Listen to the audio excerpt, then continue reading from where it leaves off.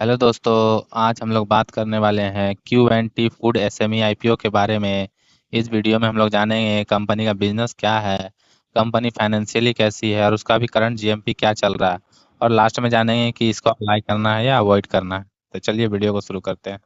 सबसे पहले कंपनी की बिजनेस की बात करेंगे दोस्तों, तो इसका बिजनेस जो है वो ये एक बेकरी है और एफएमसीजी प्रोडक्ट बनाती है। मतलब डेली खान पान बोल सकते हैं, जो डेली यूज में चीज़ें आती है उसको हम लोग एफएमसीजी कंपनी मानते हैं। तो जैसे आप देख सकते हैं, इसमें इसका जो प्रोडक्ट है वो ब्रेड है, बन है और पाव वगैरह ये बनाती है। इसमें आपका पिज़्ज़ा बेस भी है और अन्य बेकरी के सामान जो होता है उसको बना करके ये कंपनी बेचती है। मतलब डेली यूज में जो सामान आता है ये कंपनी वो सामान को बनाती है। इस कंपनी का काम बोलेंगे, मतलब बिजनेस कैसे चलता है, तो ये कंपनी जो है वो अपनी फैक्ट्री में ये सब प्रोडक्ट बनाती है जो बताया मैंने आपको।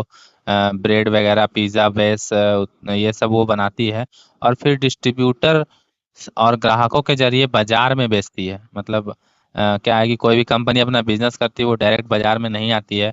उन्हें अपना डिस्ट्रीब्यूटर बनाना पड़ता है, या मान लीजिए छोटे मोटे ग्राहक होते हैं जो बड़ा बड़ा ऑर्डर दे करके एक बार में माल उठाते हैं। तो ये उसी टाइप से बिजनेस करती है। मतलब छोटे छोटे डिस्ट्रीब्यूटर बनाती है उसका ग्राहक को, उसको ग्राहक के पास पहुंचाने के लिए कि उन ग्राहक के पास कैसे पहुंचे। जो मेन बिजनेस है वो बेकरी प्रोडक्ट बनाना और उसको बेचना है। इसका प्राइस रेंज 115 रुपया रखा गया है। इशू साइज 26.25 करोड़ का दिया गया है और एक लॉट में आपको 1200 शेयर अलॉट होंगे। बट क्या है दोस्तों कि एसएमई आईपीओ के लिए मिनिमम आपको 2 लाख इन्वेस्टमेंट करना रहता है। इसलिए एक लॉट में आपका ये 2 लाख नहीं होता है, इसलिए आपको इसमें 2 लॉट अप्लाई करना पड़ेगा। उस हिसाब से आपको मिनिमम 2,76,000 रुपया इन्वेस्टमेंट करना पड़ेगा। उससे कम में आप इस आईपीओ को अप्लाई नहीं कर। यह आईपीओ 12 से 14 अगस्त के बीच में ओपन रहेगा और 19 अगस्त को ये शेयर बाजार में लिस्ट हो जाएगा। इसका फेस वैल्यू 10 रुपया पर शेयर रखा गया है। चलिए देख लेते हैं कि कंपनी फाइनेंशियली कैसी है। अगर फाइनेंशियली देखिएगा तो हर चीज़ में थोड़ा थोड़ा करके ग्रोथ कंपनी को हो रहा है। फिर भी एक बार हम लोग इस चीज़ में डिस्कस कर लेते हैं। तो 2024 में कंपनी का एसेट जो है वो 14.34 करोड़ रुपया था और 2025 में कंपनी का एसेट बढ़कर 19.68 करोड़ हो गया और 2026 में ये एसेट बढ़कर 26.57 करोड़ रुपया हो गया। मतलब एसेट में आप देख सकते हैं कि लगातार कंपनी ग्रोथ कर रही है। टोटल इनकम हम लोग देखते हैं, 2024 में कंपनी का इनकम 40.22 करोड़ था, 2025 में 46.83 करोड़ हो गया और 26 में बढ़कर ये 54.78 करोड़ हो गया। मतलब इनकम में देखेंगे तो इनकम में भी इनको लगातार ग्रोथ हो रहा है। और अगर हम लोग प्रॉफिट की बात करेंगे तो 2024 में कंपनी को 1.96 करोड़ का प्रॉफिट हुआ था, 2025 में कंपनी को 2.74 करोड़ का प्रॉफिट हुआ और 2026 में कंपनी को 5.20 करोड़ का प्रॉफिट हुआ है। मतलब देखिएगा तो प्रॉफिट में भी लगातार कंपनी का डबल डिजिट से ग्रोथ हो रहा है, प्रॉफिट भी अच्छा कर रही है कंपनी। ईबीटीडीए की बात करेंगे तो ये 2024 में 3.77 करोड़ था, 2025 में 4.82 करोड़ रुपया और 2026 में ये और बढ़कर 8.37 करोड़ रुपया हो गया। तो ईबीटीडीए भी इनका लगातार ग्रोथ में है। हम लोग नेटवर्क की बात करेंगे तो 2024 में कंपनी का नेटवर्क 2.44 करोड़ था, 2025 में 7.04 करोड़ हो गया और 2026 में और नेटवर्क इनका बढ़कर 12.24 करोड़ रुपया हो गया। मतलब अगर नेटवर्क देखिएगा तो नेटवर्क में लगभग लगभग 100%, 150% का रिटर्न दिखा रहा हर ईयर।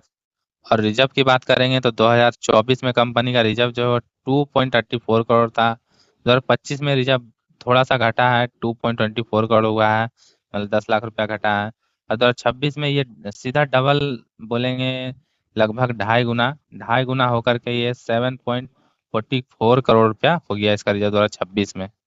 और कंपनी के ऊपर थोड़ा सा कर्ज भी है, क्योंकि कोई भी कंपनी मान लीजिए बिजनेस करती है तो उनको कर्ज लेना पड़ता है।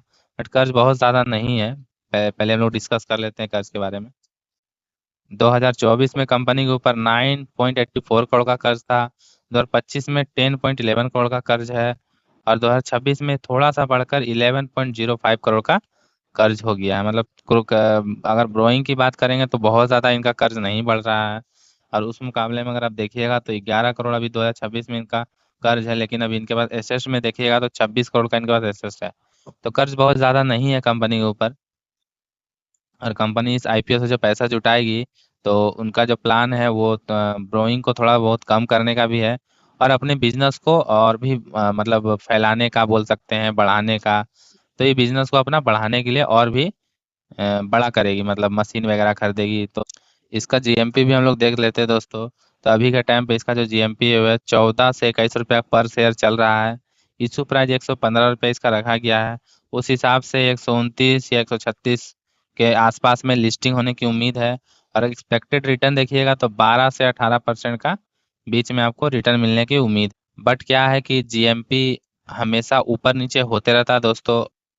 करंट जीएमपी देख करके कभी भी आप कोई भी आईपीओ अप्लाई मत करिएगा।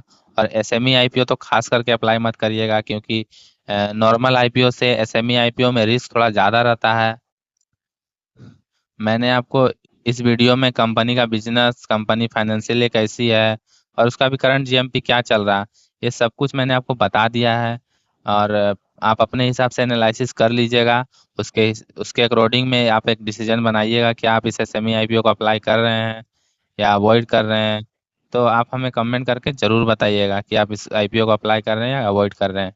और हाँ दोस्तों, एसएमई आईपीओ है इसलिए मैं फिर से बोलूँगा, इसमें रिस्क थोड़ा ज़्यादा रहता है। इसलिए हमेशा सिर्फ करंट सिचुएशन देख के, अगर अभी जीएमपी में रिटर्न दिखा रहा है 10-12% का, तो उसको देख करके आपको अप्लाई नहीं करना है। अपने हिसाब से एनालिसिस करने के बाद ही इसको अप्लाई कीजिएगा। और मेरा वीडियो अच्छा लगा हो तो वीडियो को लाइक कर दीजिएगा।